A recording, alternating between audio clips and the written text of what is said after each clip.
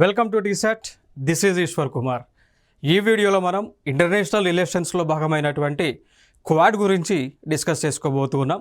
So Quad దీని యొక్క full form చూసుకున్నట్లయితే quadrilateral security dialogue. So quadrilateral security dialogue, దీన్ని సింపుల్గా క్వాడ్ అని, క్వాడ్ కూటమి అని పిలుస్తూ ఉన్నాం. సో ఇక్కడ అసలు ఈ క్వాడ్ అనేటువంటిది ఎందుకు ఏర్పాటైంది, దానికి గల కారణాలు ఏంటి, మరి ఏ దేశానికి చెందినటువంటి ప్రైమ్ మినిస్టర్ ప్రోద్బలంతో క్వాడ్ అనేటువంటిది ఏర్పాటు అవ్వడం జరిగింది, మరి దీనిలో క్వాడ్లో భారతదేశం యొక్క పాత్ర ఏ విధంగా ఉంది, ఎంత మేరకు ఉంది, ఏ దేశాలు క్వాడ్ కూటమిలో ఉండడం జరిగింది, మరి క్వాడ్ అనేటువంటిది ఎందుకు ఏర్పాటైందంటే దీనికి ప్రధానమైనటువంటి కారణం ఎందుకు ఏర్పడవలసినటువంటి ఆవశ్యకత ఎందుకు వచ్చింది ప్రస్తుతం ఉన్నటువంటి తరుణంలో అనేటువంటి అంశాలన్నీ కూడా మనం ఈ వీడియోలో డిస్కస్ చేసుకోబోతూ ఉన్నాం. So let us start. So ముందుగా ఇక్కడ ఈ క్వాడ్ అనేటువంటి కూటమి ఏదైతే ఉందో, సో దీనిలో సభ్యులుగా ఉన్నటువంటి దేశాలు ఏమేమి ఉన్నాయి అనేటువంటిది మనం తెలుసుకోవాలి.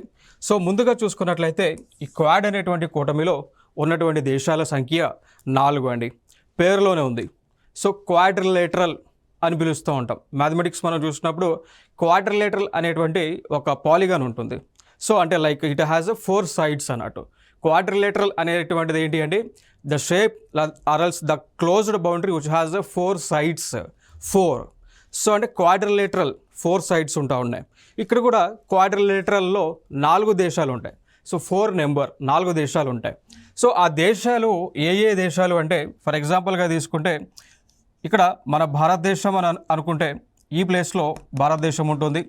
వెస్ట్ సైడ్లో చూసుకున్నట్లయితే ఈ ప్లేస్లో ఇక్కడ యునైటెడ్ స్టేట్స్ ఆఫ్ అమెరికా ఉంటుంది, ఇక్కడ ఇండియా ఉంటుంది. ఈస్టర్న్ సైడ్లో చూసుకున్నట్లయితే ఇక్కడ మనకి ఈ ప్లేస్లో జపాన్ అనేటువంటి ఇంకొక దేశం ఉంటుంది. ఇంకా ఈ సైడ్లో కింద చూస్తే ఇండియాకి కింద ఈ ప్లేస్లో చూసుకున్నట్లయితే ఇక్కడ ఆస్ట్రేలియా అనేటువంటి ఒక దేశం అయితే ఉంటా ఉంది. సో ఆస్ట్రేలియా అనేటువంటి దేశం. సో ఇక్కడ ఈ దేశాల 4 కనుక మనం జాయిన్ చేస్తే, ఈ దేశాలు 4 దేశాలు కనుక మనం జాయిన్ చేసినట్లయితే ఇక్కడ నుంచి ఈ విధంగా షేప్ అనేటువంటిది వస్తూ ఉంది. చూడవచ్చు, ఇదొక సైడ్, ఇదొక సైడ్, ఇదొక సైడ్ అండ్ ఇదొక సైడ్, 4 సైడ్స్ వస్తూ ఉన్నాయి. Okay, so closed polygon, closed boundary shape figure. So 4 sides వస్తూ ఉంది. సో అందుకోసం దీన్ని ఏమన్నామంటే క్వాడ్రిలేటరల్ సెక్యూరిటీ డైలాగ్గా పిలిచాం, క్వాడ్ కూటమిగా పిలిచాము. సో ఇక్కడ యుఎస్ఏ ఉంది, ఇండియా, ఆస్ట్రేలియా అండ్ జపాన్ 4 దేశాల కలయిక ఇక క్వాడ్ కూటమిగా ఏర్పాటు అవడం జరిగింది.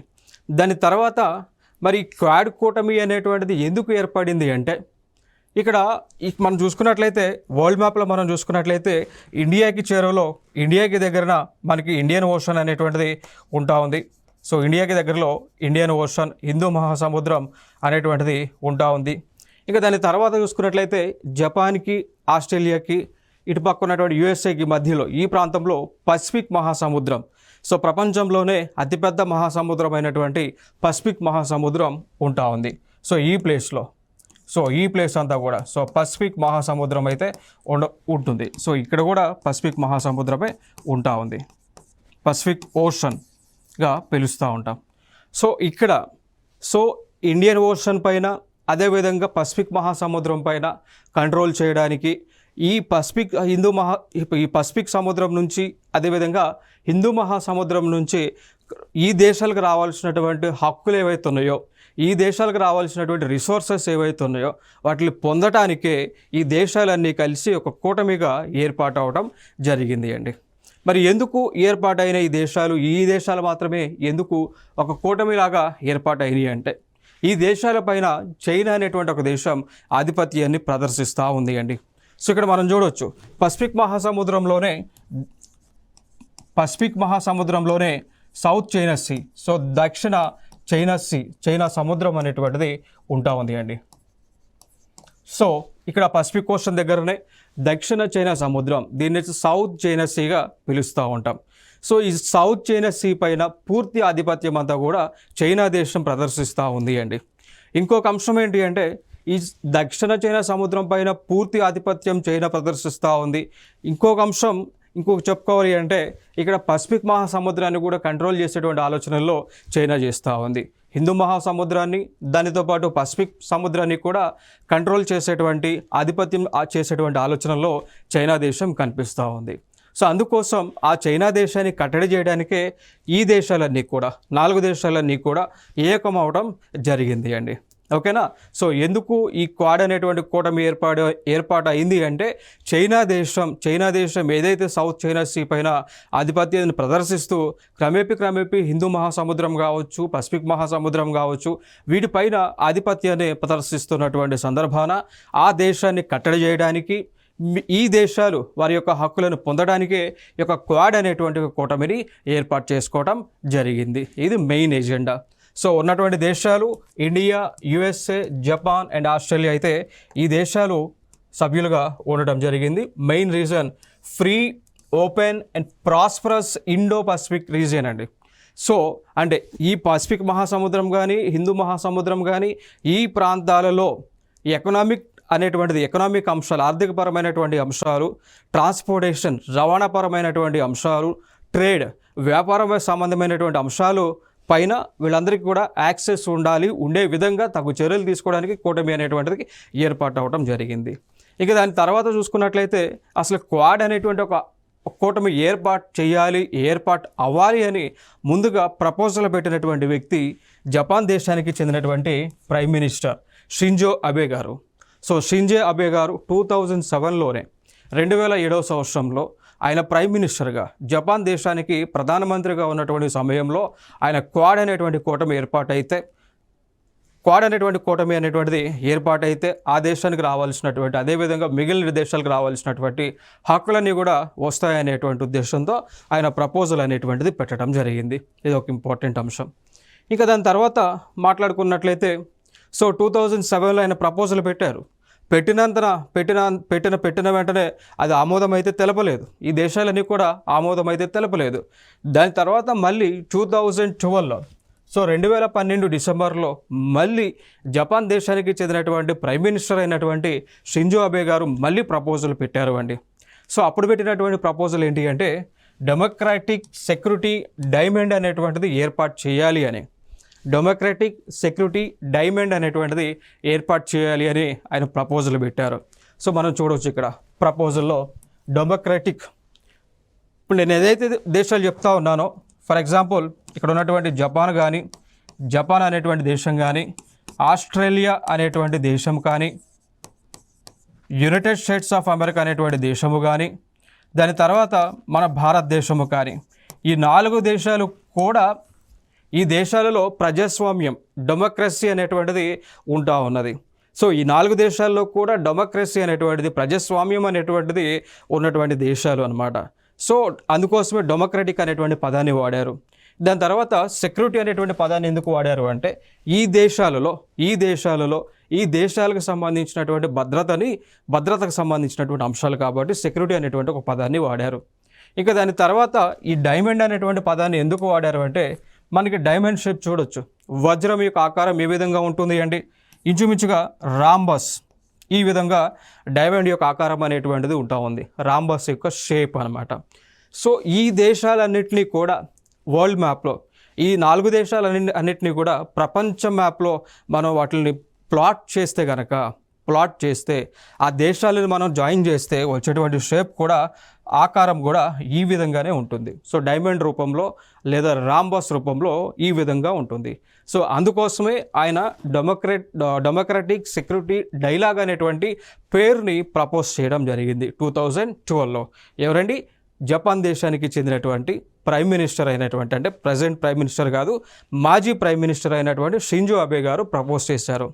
మరి అది సక్సెస్ అయిందా అంటే అవలేదండి. సో 2012లో ప్రపోజ్ చేసింది కూడా ఫెయిల్ అవటం జరిగింది. సో ఈ దేశాలన్నీ కూడా ముందుకు రాలేదు. సో అందుకోసం అది ఫెయిల్ అవటం జరిగింది. ఇక దాని తర్వాత ఫైనల్గా మళ్ళీ 2017లో, అంటే 5 సంవత్సరాల తర్వాత నవంబర్ 2017లో మళ్ళీ అన్ని దేశాలు కలిసి మళ్ళీ జపాన్ దేశం యొక్క ప్రైమ్ మినిస్టర్ యొక్క అభ్యర్థన మేరకు మళ్ళీ 4 దేశాలు కలవడం జరిగింది.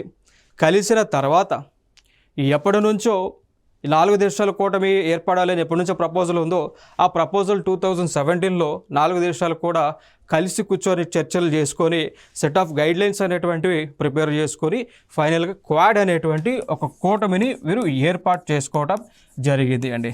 అర్థమైందా? సో ఫైనల్గా ఈ క్వాడ్ అనేటువంటి కూటమిని ఏర్పాటు చేసుకోవడం జరిగింది. సో ఫైనల్గా 2017 నవంబర్లో జరిగినటువంటి చర్చలు ఈ 4 దేశాల మధ్య India, Japan, Australia, United states of America 4 దేశాల మధ్య జరిగినటువంటి చర్చల సారాంశంగా మనకి క్వాడ్ అనేటువంటి కూటమి ఏర్పాటు అవడం జరిగింది. ఇది ఇంపార్టెంట్ ఇన్ఫర్మేషన్ ఇక్కడ. సో మెయిన్ ఎజెండా ఇక్కడ ఏంటి అండి? ఈ క్వాడ్ అనేటువంటిది ఏర్పాటు అవడానికి గల కారణం మెయిన్ ఎజెండా ఏంటి? చైనాకి దేశానికి వ్యతిరేకంగా అంటే చైనా వారు ఈ 4 దేశాలకు సంబంధించినటువంటి హక్కులను పొందనీయకుండా అడ్డుకుంటా ఉన్నది. దక్షిణ సముద్రంలో కానీ, దక్షిణ చైనా సముద్రంలో కానీ, పసిఫిక్ రీజియన్లో కానీ, ఇండియన్ ఓషన్లో కానీ చైనా వాళ్ళు ఈ దేశాలకు వ్యతిరేకంగా అనేక కట్టడాలు నిర్మిస్తూ ఉన్నారు, పోర్ట్ ఏరియాలను డెవలప్ చేస్తూ ఉన్నారు. ఓకే, ఇవన్నీ కూడా ఈ 4 దేశాలకి సెక్యూరిటీ పరంగా, భద్రత పరంగా ముప్పు సంభవించేటువంటి అంశాలు. సో ఆ చైనాని కట్టడి చేయడానికే ఈ క్వాడ్ అనేటువంటి కూటమి ఈ 4 దేశాలు కలిసి ఏర్పాటు చేసుకోవడం జరిగింది.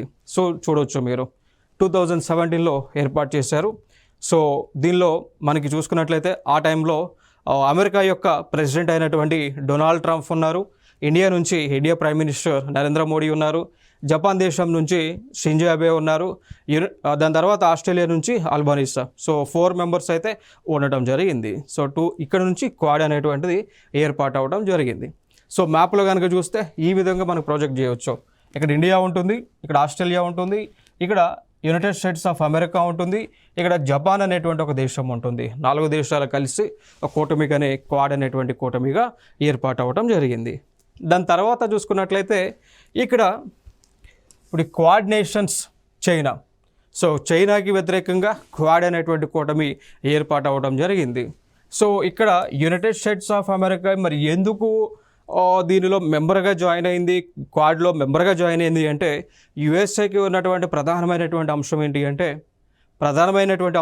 అంటే ఇక్కడ ప్రపంచంలో గతంలో పవర్ఫుల్ కంట్రీస్ లేదంటే బైపోలర్గా పిలుస్తాము అండి. ప్రపంచంలో పవర్ అనేటువంటిది లేదా ఆధిపత్యం అనేటువంటిది 2 దేశాల మధ్య ఉండేది. Okay, so like for example తీసుకుంటే వెస్టర్న్ కంట్రీస్ నుంచి లేదా వెస్టర్న్ బ్లాక్ నుంచి చూసుకున్నట్లయితే పవర్ అనేటువంటిది యునైటెడ్ స్టేట్స్ ఆఫ్ అమెరికా కంట్రోల్లో ఉండేది. ఈస్టర్న్ సైడ్ చూసుకున్నట్లయితే, సో తూర్పు సైడ్ చూసుకున్నట్లయితే ఈస్టర్న్ బ్లాక్గా దీన్ని లీడింగ్ చేస్తూ రష్యా వాళ్ళు ఉండేవాళ్ళండి. సో ప్రపంచం అనేటువంటిది బైపోలార్గా అంటే 2 పవర్లు కలిగినటువంటి ఇదిగా కన్వర్ట్ అవ్వడం జరిగింది. సో వెస్టర్న్ పార్ట్ అంతా కూడా యునైటెడ్ స్టేట్స్ ఆఫ్ అమెరికా కంట్రోల్లో, ఈస్టర్న్ పార్ట్ అంతా కూడా రష్యా కంట్రోల్లో ఉండటం జరిగింది. సో 2 దేశాలే బైపోలార్ కంట్రీస్గా పిలుస్తూ ఉంటారండి. ఓకేనా? సో 2 దేశాలని బైపోలార్ కంట్రీస్గా పిలుస్తూ ఉంటారు. ఇప్పుడు క్రమేపీ రాను ఈ 2 దేశాలతో పాటు చైనా కూడా అదే విధంగా ఆ పవర్ హబ్గా మారుతూ ఉన్నది క్రమేపీ. సో చైనా దేశము కూడా వన్ ఆఫ్ ది పవర్ హబ్గా మారుతూ ఉన్నది. ఇంకొకటి ఆసియా ఖండంలోనే ఈ చైనా అనేటువంటి దేశం ఆధిపత్యాన్ని చలాయిస్తూ ఉంది. ఓకేనా? సో ఆసియా ఖండంలో లేదంటే తూర్పు ఆసియా, ఈస్ట్ ఏషియాలో ఈ చైనా యొక్క ఇన్ఫ్లుయెన్స్ అనేటువంటిది క్రమేపీ పెరుగుతూ ఉంది.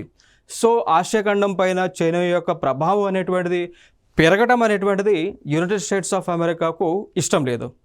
అర్థమైందా? సో ఆల్రెడీ ప్రపంచంలో రెండు పవర్ హబ్స్ ఉన్నాయి. ఒకటి యుఎస్ఏ, రెండోది రష్యా, మూడవది చైనా రావటము యునైటెడ్ స్టేట్స్ ఆఫ్ అమెరికాకు ఇష్టం లేదు. సో అందుకోసం చైనాని కట్టడి చేయడానికే ఈ యుఎస్ఏ కూడా క్వాడ్ కూటమిలో జాయిన్ అవ్వడం జరిగింది. ఇది ఒక ఇంపార్టెంట్.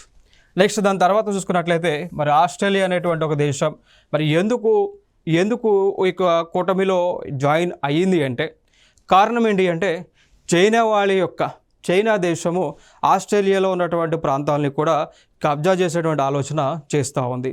సో ఆస్ట్రేలియా దేశానికి చెందినటువంటి ల్యాండ్ పైన, భూమి పైన ఆ దేశంలో ఉన్నటువంటి వనరులు, ఇన్ఫ్రాస్ట్రక్చర్ పైన, మౌలిక వసతులపైన, పాలిటిక్స్, ఆ దేశంలో ఉన్నటువంటి రాజకీయాలపైన చైనా యొక్క ప్రభావం అనేటువంటిది గణనీయంగా పెరుగుతూ వస్తూ ఉన్నది.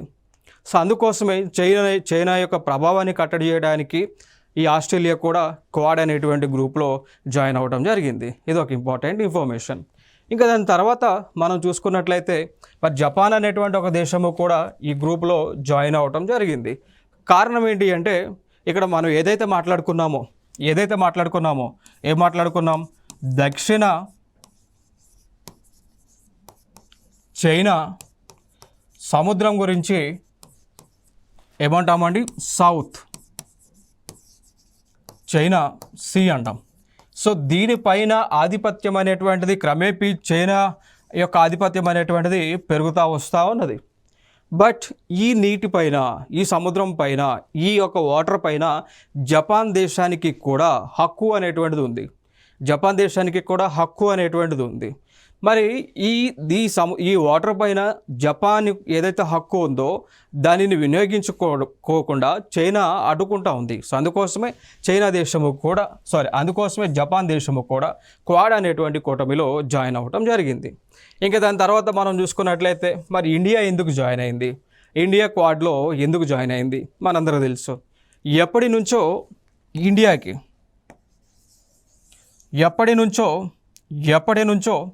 ఇండియాకి చైనాకి మధ్య సరిహద్దు గొడవలు అనేటువంటివి ఎప్పటి నుంచో ఉండటం జరిగింది మిత్రమా. మనందరికీ తెలుసు రెండు దేశాలకి కూడా ఈ ప్రాంతంలో మెక్మోహన్ లైన్ అనేటువంటి అంశానికి సంబంధించి సరిహద్దులు గొడవలు ఉండటం జరిగింది. ఈ ప్రాంతంలో లైన్ ఆఫ్ యాక్చువల్ కంట్రోల్ సంబంధించి సరిహద్దు గొడవలు ఉండటం జరిగింది. ఈ ప్రాంతంలో తవాంగ్ అనేటువంటి ప్లేస్ దగ్గర కూడా రెండు దేశాల మధ్య సరిహద్దు గొడవలు ఉండటం జరిగింది. దాని తర్వాత సిక్కింకి, భూటాన్కి, చైనాకి మధ్య ప్రాంతంలో ఉన్నటువంటి డోక్లాం అనేటువంటి ఒక వ్యాలీకి సంబంధించి, డోక్లాం అనేటువంటి ఒక లోయకు సంబంధించి కూడా ఈ యొక్క సరిహద్దు గొడవలు అనేటువంటి ఎప్పటి నుంచో కూడా రెండు దేశాల మధ్య ఉండటం జరిగింది. దాంతోపాటు అరుణాచల్ ప్రదేశ్ అనేటువంటి ఒక రాష్ట్రానికి సంబంధించి కూడా, సో అరుణాచల్ ప్రదేశ్ అనేటువంటి రాష్ట్రానికి సంబంధించి కూడా రెండు దేశాల మధ్య డిస్ప్యూట్స్ ఎప్పటి నుంచో కూడా ఉండటం జరిగింది. సో దానిని పురస్కరించుకొని చైనాని కట్టడి చేయాలి అంటే ఇండియా ఇంకొన్ని దేశాలతో కలిసి భాగస్వామ్యంగా ఉండాలి. అందుకోసమే ఇండియా కూడా క్వాడ్ అనేటువంటి కూటమిలో మెంబర్గా జాయిన్ అవ్వటం జరిగింది. నెక్స్ట్ అంశంగా చూసుకున్నట్లయితే మరి ఇండియా ఏదైతే క్వాడ్ కూటమిలో జాయిన్ అయిందో ఇండియాకి కలిగేటువంటి బెనిఫిట్స్ ఏంటి? మరి ఏదో ఒక బెనిఫిట్ ఉండాలి కదా, ఉత్తుపుణ్యానికి జాయిన్ అయితే కుదరదు కదా. సో ఇండియాకి కలిగేటువంటి బెనిఫిట్స్ ఏంటి అంటే, ఏదైనా కానీ భవిష్యత్తులో ఇండియాకి చైనాకి మధ్య యుద్ధం కనుక సంభవిస్తే, చైనాకి మధ్య యుద్ధం అనేటువంటిది సంభవిస్తే భవిష్యత్తులో ఆ సమయంలో ఖచ్చితంగా ఈ క్వాడ్ అనేటువంటి అగ్రిమెంట్ ద్వారా భారతదేశానికి యునైటెడ్ స్టేట్స్ ఆఫ్ అమెరికా, అదేవిధంగా ఆస్ట్రేలియా అనేటువంటి ఒక దేశం, అదేవిధంగా జపాన్ అనేటువంటి ఒక దేశం సపోర్ట్ చేయాల్సి ఉంటుంది క్వాడ్ అగ్రిమెంట్ ప్రకారం. సో ఇది ఒక బెనిఫిట్గా మనం చెప్పుకోవచ్చు. సో రెండు దేశాల మధ్య ఎప్పుడైనా కానీ వార్ సిచ్యువేషన్ వచ్చినా కానీ, ఇంకేదైనా ఇష్యూస్ వస్తే కానీ, వచ్చినటువంటి సమయంలో ఈ మిగిలినటువంటి మూడు దేశాలు కూడా భారతదేశం వైపే నిలబడాల్సి ఉంటుంది క్వాడ్ అనేటువంటి ఈ క్వాడ్లో చేసుకున్నటువంటి ఒక అగ్రిమెంట్ ద్వారా. దాని తర్వాత ఇంకొక అంశం మనం చూసుకున్నట్లయితే ల్యాండ్ గ్రాబ్ అటెంప్ట్స్ అండి. సో ఇక్కడ ఈ ఒక పక్క పాకిస్తాన్ వాళ్ళు కానీ, ఒక పక్క చైనా వాళ్ళు కానీ భారతదేశానికి చెందినటువంటి ల్యాండ్ ఏదైతే ఉందో, సో ఫర్ ఎగ్జాంపుల్ ఇది ఇండియా మ్యాప్ అనుకుంటే, ఈ ప్రాంతంలో, సో ఈ ఏరియాని పాకిస్తాన్ కబ్జా చేయాలని చూస్తూ ఉంది. ఇక్కడ ఉన్నటువంటి ప్రాంతాన్ని చైనా దేశం కబ్జా చేయాలని చూస్తూ ఉంది. మరి ఇట్లాంటి సిచ్యువేషన్ జరుగుతూ ఉంది కాబట్టి దీన్ని మనం కట్టడి చేయాలి అంటే ఇట్లా క్వాడ్ అనేటువంటి గ్రూప్ యొక్క సపోర్ట్ అనేటువంటిది నీడ్ ఉంది. సో ఇక్కడ ఈ సిచ్యువేషన్ ఉన్నా కానీ క్వాడ్ అనేటువంటి గ్రూప్లో ఉన్నటువంటి దేశాలు భారతదేశం వైపు నిలబడతాయి కాబట్టి, సో ఇదొక అడ్వాంటేజ్గా మనం మాట్లాడుకోవచ్చు అండి. దాని తర్వాత ఇంకొక అంశం ఏంటి, multipolar world regional super power. So Asia ఖండంలో చైనా అనేటువంటి దేశం ఆధిపత్యాన్ని చెలాయిస్తూ ఉంది. దీన్ని కంట్రోల్ చేయడానికి ఆసియా ఖండంలో ఉన్నటువంటి ఈ ఏకైక దేశము భారతదేశమే.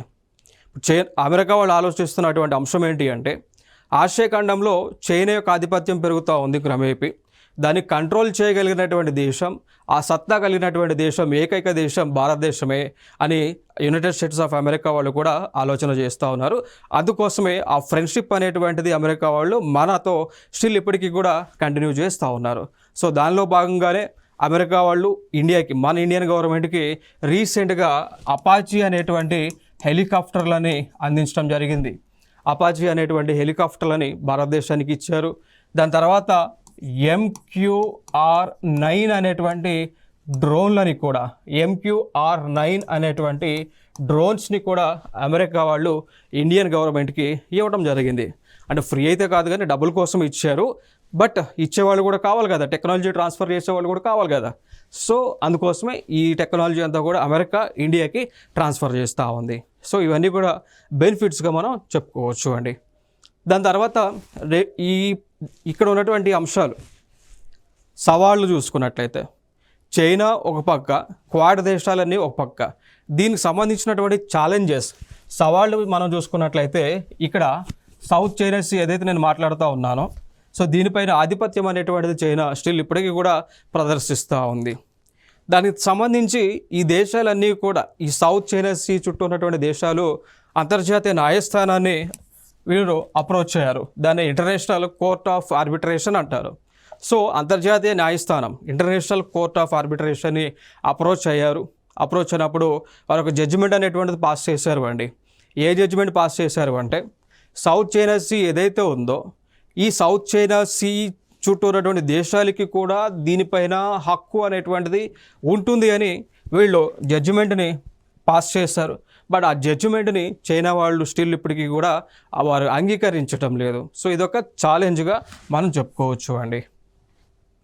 దాని తర్వాత చూసుకున్నట్లయితే, దాని తర్వాత ఇంకొక సవాలుగా చూసుకున్నట్లయితే, ఇంకొక సవాలు ఏంటి అంటే, చైనా దేశము ఆసియన్ కూటమికి దగ్గరగా అవుతూ ఉన్నది అండి. సో చైనా దేశము ఆసియా కూటమికి దగ్గరగా అవుతూ ఉంది. సో ఈ 4 దేశాలు క్వాడ్ అనేటువంటి కూటమి ఏర్పాటు చేశారు అని, అందుకోసం చైనా వాళ్ళు ఆసియన్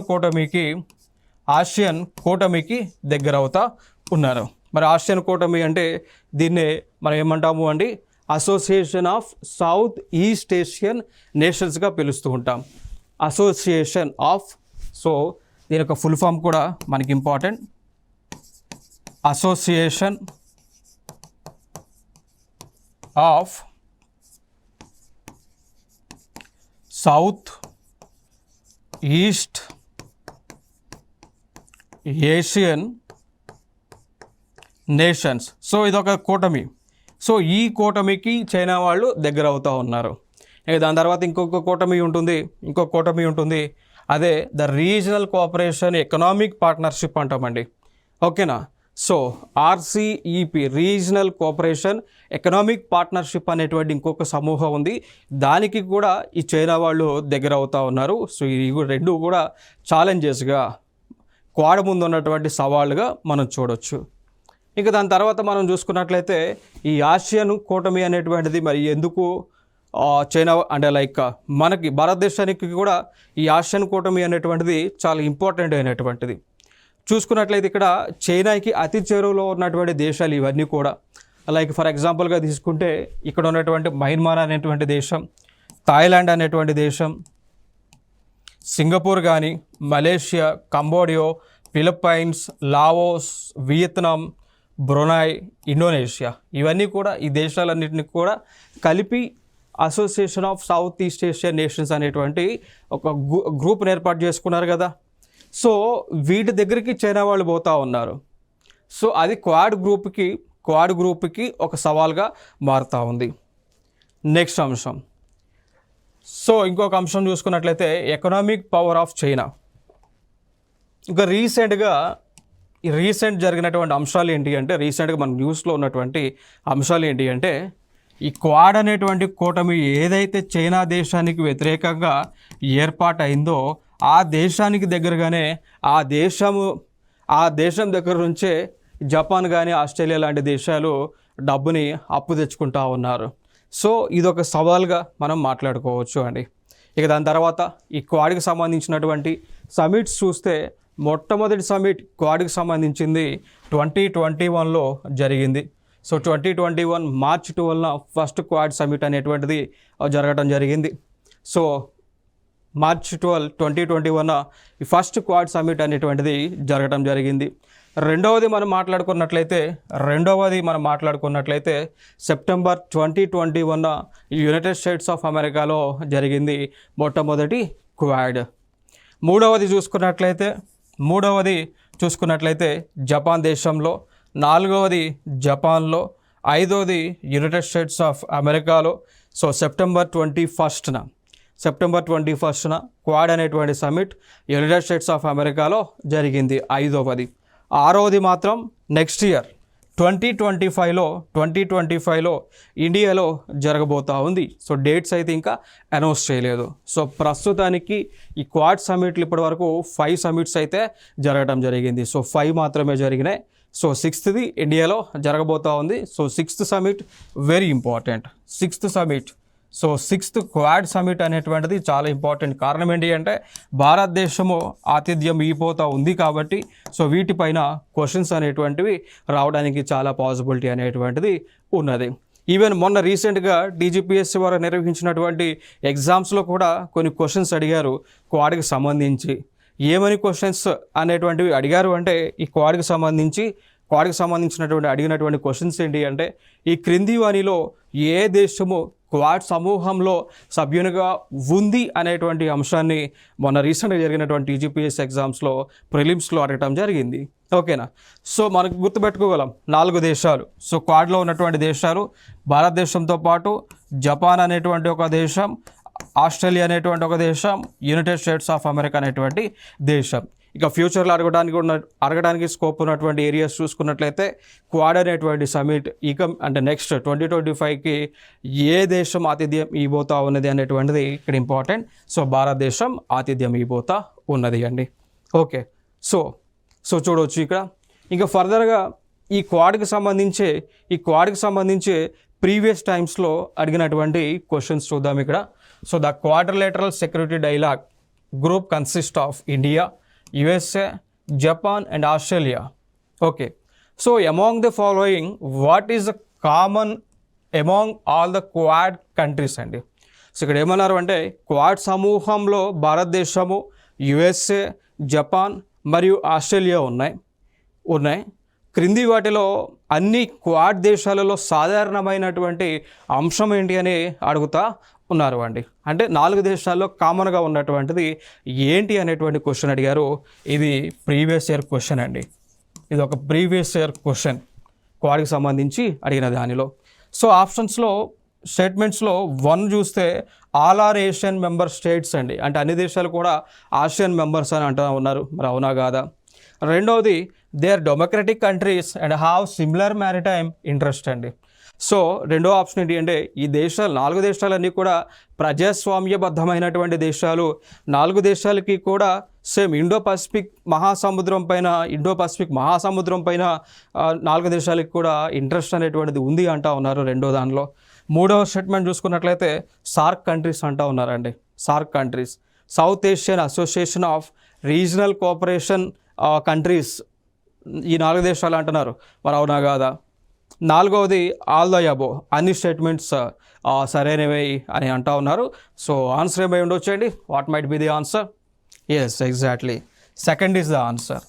సో ఈ 4 దేశాలు కూడా డెమోక్రటిక్ కంట్రీస్ అండి. 4 దేశాలు కూడా డెమోక్రటిక్ కంట్రీస్, ప్రజాస్వామ్యబద్ధంగా ఏర్పడినటువంటి దేశాలు.